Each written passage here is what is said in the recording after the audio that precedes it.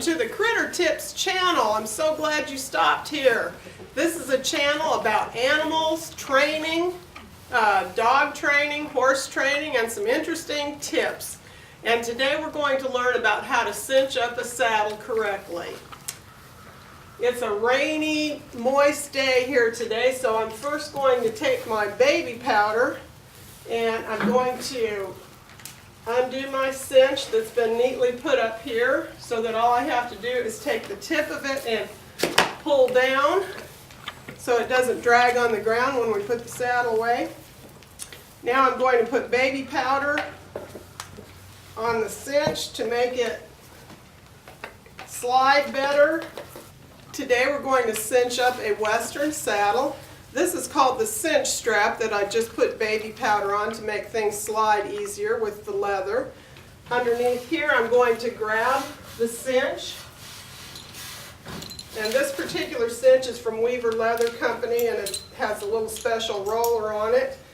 And you put the cinch in the top part of the roller. You see here how there's a top part and a bottom part with a little clip here.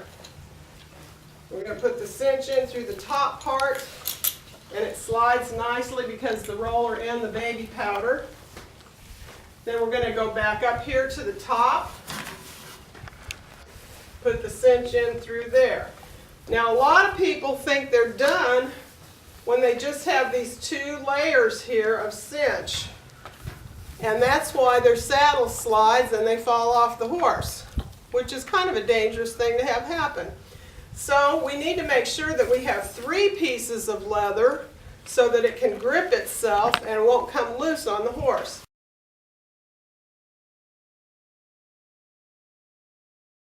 So we're going to put the 3rd piece through the bottom part of this cinch here. See the 3rd piece coming out here underneath.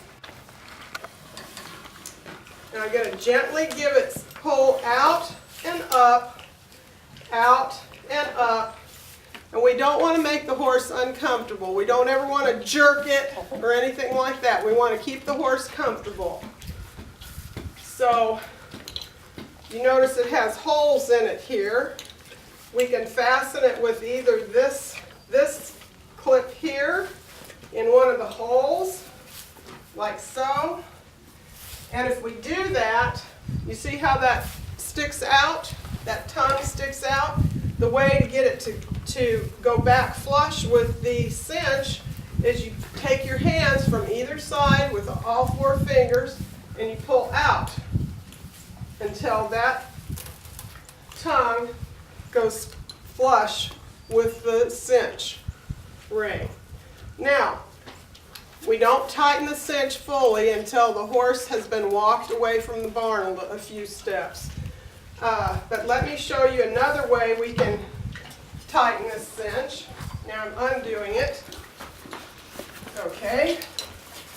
The other way, if you don't have a little tongue thing like this, is you put it in through your D-ring here. Take the tip of it and you go this way. And we're going to make what's a half square knot here.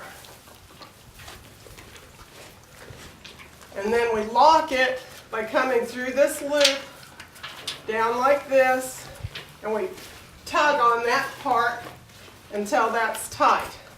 Now, this cinch is not tight because we don't want to tighten it until we've walked the horse for 3 steps to let her get rid of the air that's in her belly. If someone was putting something tight around my lungs, I'd certainly fill up my lungs with air and not let them tighten it. So we walk her a few steps so that we can tighten it. Now, we're going to take our 4 fingers on one side, 4 on the other, and pull out and up until it's snug. And then we'll retighten this knot up here. Then we'll test it again before the rider gets on. The way we test it is we take our hand at the horse's elbow. This is her elbow. And we stick it in the cinch here. And if it snugly fits my hand, then it's tight enough. This cinch is not tight enough. Thank you for watching. We'll have more tips on how to saddle, how to train. Welcome to Critter Tips, and come back and see us.